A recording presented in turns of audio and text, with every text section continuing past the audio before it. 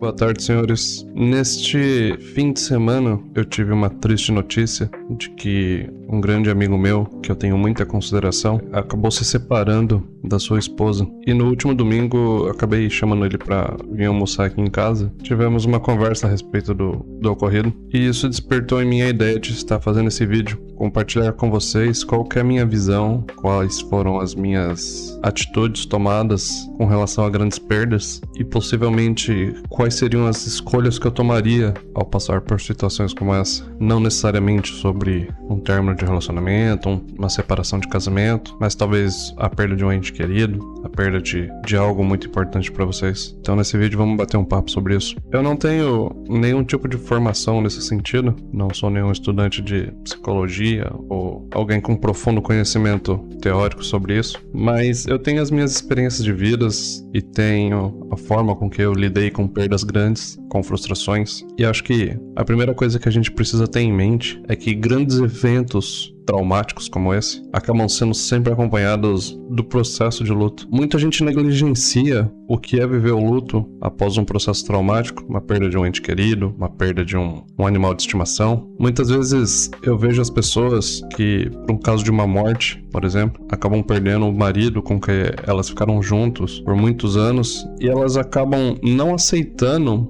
o processo de luto, não aceitando as fases que o luto impõe sobre a gente e talvez numa tentativa desesperada de suprimir toda essa angústia, todo esse sentimento ruim que a pessoa tá sentindo, ela acaba por não estar dando um tempo para ela mesma, para digerir o que aconteceu, entender os fatos, entender dentro de si o que aquela perda ou aquele evento significa para você. E muitas vezes eu presenciei casos onde o marido de determinada pessoa mal tinha morrido, mal tinha esfriado no caixão e a pessoa já estava lá atrás de outro homem, outra esposa. E particularmente eu presenciei que você não viver o luto é algo muito mais traumático do que você aceitar ele e viver. O período do luto, para mim, do meu ponto de vista, é o tempo necessário que a sua cabeça vai precisar para estar curando suas cicatrizes. Esse tempo pode demorar para muitas pessoas, para outras pode ser mais rápido. Talvez demore 1 ano, talvez demore 3 meses, talvez demore 10 anos. Para muitas pessoas, talvez dure o resto da vida. Eu acho que o ponto principal é você entender que você precisa passar pelo processo de luto e aceitar isso. Aceitar que você está num processo de mudança, num processo de cicatrização. E que assim como uma doença, você vai sobreviver àquilo e posteriormente está encontrando novos propósitos para sua vida. E enquanto isso não acontece, é normal a gente buscar se entorpecer, buscar fugir um pouco dessa realidade, talvez como um gatilho de defesa, de autopreservação, o nosso corpo tentando inconscientemente tirar a gente daquela situação depressiva que a gente se encontra. É normal a gente procurar formas de estar minimizando esse sentimento ruim, seja como uma válvula de fuga para muitas pessoas, como bebidas, drogas, se entupindo de tarefas e afazeres para que a sua cabeça não fique à toa pensando sobre o que aconteceu. E eu acredito que seja normal esse processo. De certa forma, acredito que seja até saudável você desviar o foco do seu luto por um tempo em algumas situações, não viver constantemente nessa depressão que isso acaba causando. Mas apesar de ser normal a gente estar buscando essas vias de fuga, você precisa ter cautela. Você precisa saber que você está vivendo esse processo de luto, que é normal você procurar formas de se distrair, mas que a partir do momento que você tem consciência disso, você tome cuidado, para que essa distração que você está procurando não acabe se tornando uma dependência ou um vício dentro de você. Principalmente quando a gente está buscando esse tipo de distração ou talvez conforto em outras pessoas. Eu diria que principalmente se você estiver utilizando outras pessoas como meio de fuga. A grande verdade que eu aprendi com meus anos de vida é que a maioria das pessoas, talvez 99% delas, não ligam pra você, não ligam pra sua dor, não ligam pra o que você está sentindo. Muitas delas talvez nem entendam o seu sofrimento. E talvez até pior, talvez elas entendam o seu sofrimento e por mais que não digam isso na sua frente, talvez elas até ficam felizes. Então, tenha muito cuidado com quem você vai estar se abrindo ou procurando algum tipo de amparo, um ombro amigo. 99% das pessoas não vão estar nem aí e você precisa ter ciência disso. Essa talvez seja uma lição que você pode levar para sua vida e talvez para todos os outros assuntos, não apenas nichado em grandes perdas ou um desenvolvimento pessoal relacionado a isso. Quando você for compartilhar suas alegrias também, tenha isso em mente. A maioria das pessoas não se importam com a sua alegria, com o seu momento, com suas festas, com o seu casamento. Boa parte delas talvez até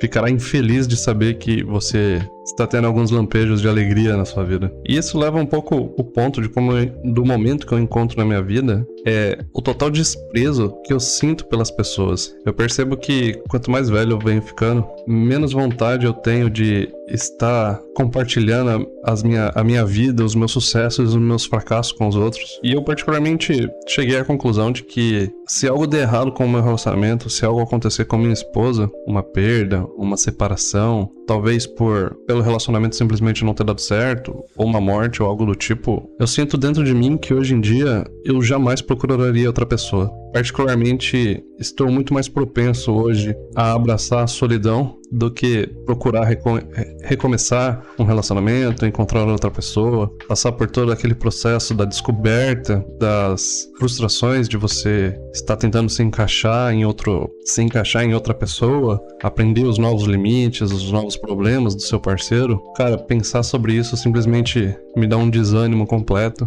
e eu não consigo sentir a menor vontade de estar desenvolvendo novamente essa habilidade de conseguir me relacionar com pessoas. E isso talvez soe um pouco triste pra você, um pouco doloroso, saber que eu provavelmente escolheria pela solidão se algo acontecesse com a minha esposa, mas com o passar do tempo eu comecei a aceitar que tudo na vida envolve dor. Estar vivo por si só é todos os dias você enfrentar algum tipo de dor diferente, seja uma dor física, uma dor como a fome, como limitações musculares, como machucados ou qualquer coisa do tipo, seja como dores mentais, dores que só existem dentro da nossa psique. E a vida se resume a isso, a lidar com as dores, entender a dor e muitas das vezes aceitar que tudo que você vai ter é simplesmente dor. E ainda assim ter em mente que toda dor é apenas passageira. Pode durar 1 minuto, pode durar 1 segundo, pode levar 1 ano. Mas nós sempre estaremos migrando de dor em dor ao longo da nossa vida. Mas apesar desse conceito melancólico de talvez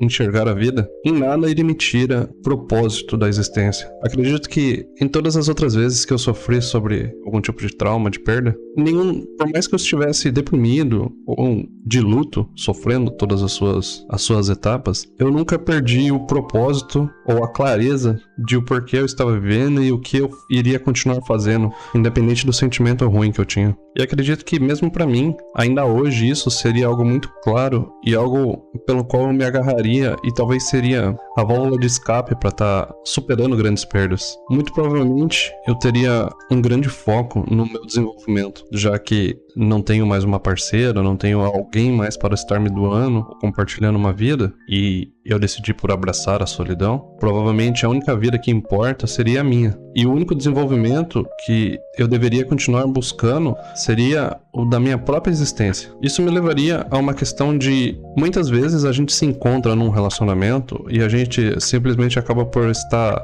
sendo desleixados com o nosso desenvolvimento físico. Acabamos muitas vezes por estar ganhando um pouco de peso, se desleixando com nossa aparência. Apesar de eu não estar em um processo de luto por separação, na idade que eu me encontro, eu percebo que eu negligenciei muito a minha saúde. E provavelmente, se você está passando por uma situação dessa, você deve estar numa situação parecida, onde você abriu mão dos seus cuidados físicos, da sua saúde. Então, todas as vezes que eu passei por uma grande perda, eu acabei me voltando um pouco a isso, a cuidar um pouco mais de mim, um pouco da minha saúde, praticar um pouco de exercício, fazer uma academia, praticar um esporte, desenvolver alguma habilidade de luta, me manter em movimento. Eu acho que uma das coisas que mais te ajuda a superar qualquer grande perda ou qualquer grande trauma é você se colocar em movimento. Você ficar parado e simplesmente aceitar a sua condição é o primeiro passo da sua recuperação mental. Mas enquanto você não fizer a sua recuperação física, você mostrar pro seu corpo que você ainda está vivo, que você ainda precisa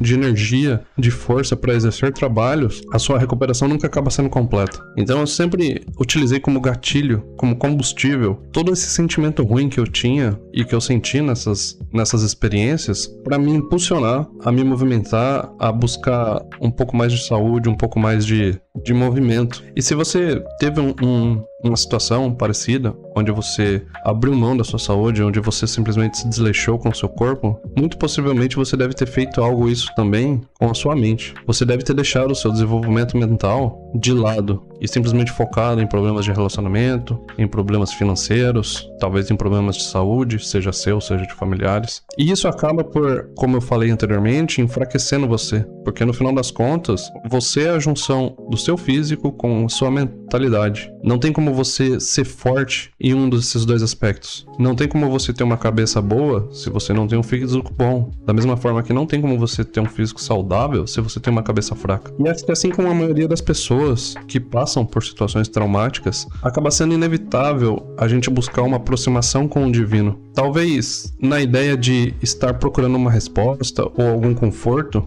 a primeiro momento seja a escolha mais sensata. Mas foram nesses momentos que eu busquei estar tentando compreender um pouco mais qual que era a minha relação com o divino, com a forma como eu me comunicava com ele, com a forma como eu entendia ele. E em todas as vezes essa maior compreensão, essa maior aproximação do divino, seja através das diversas linguagens que nós aprendemos a nos comunicar, como eu expliquei para vocês em outro vídeo, isso acaba por adicionar um pouco mais de sabedoria na nossa pessoa, e nós, apesar da perda, apesar do sentimento ruim, apesar da depressão, nós utilizamos tudo isso como combustível para nos tornarmos alguém mais sábio, nos tornarmos alguém um pouco melhor. E já que estamos usando toda essa desgraça que estamos passando como combustível para ir para frente, para evoluir, aprofundar os nossos estudos, os nossos conceitos, as nossas faculdades mentais, é algo que vai de encontro com isso. Particularmente nesse momento da minha vida, eu tenderia a focar muito mais nas questões filosóficas e as questões que fazem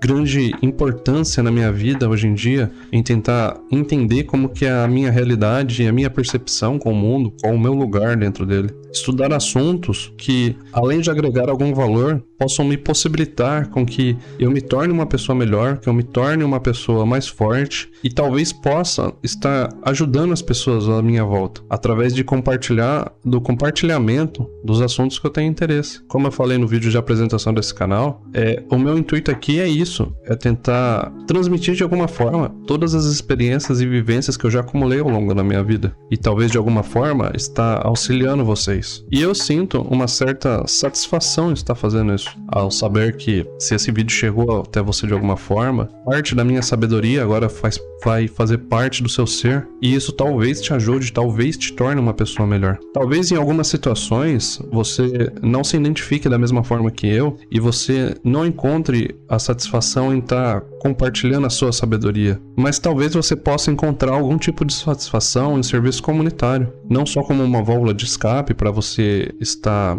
ocupando a sua cabeça, mas você está sentindo aquela sensação boa que temos quando fazemos algo ou ajudamos alguém ou alguma coisa. Eu penso que na minha situação, se eu não estivesse comprometido com o canal, muito provavelmente eu estaria buscando algum tipo de serviço comunitário, ajudando provavelmente alguma veterinária a estar tratando animais, talvez prestar ajuda em algum grupo escoteiro, estar auxiliando em alguma entidade de bairro que trabalha com crianças ou com idosos ou com pessoas necessitadas. Acredito particularmente que o serviço comunitário engrandece você de uma tal forma onde todo mundo sai beneficiado com isso. Você tem a sua contemplação interior de estar fazendo bem, aquele sentimento bom, a sensação boa. Você está ajudando o próximo, um necessitado. E enquanto todas essas coisas boas acontecem, você está adquirindo experiência, conhecimento, compartilhando a sua experiência e o seu conhecimento. Então, particularmente, acredito que isso seja uma relação de benefício mútuo,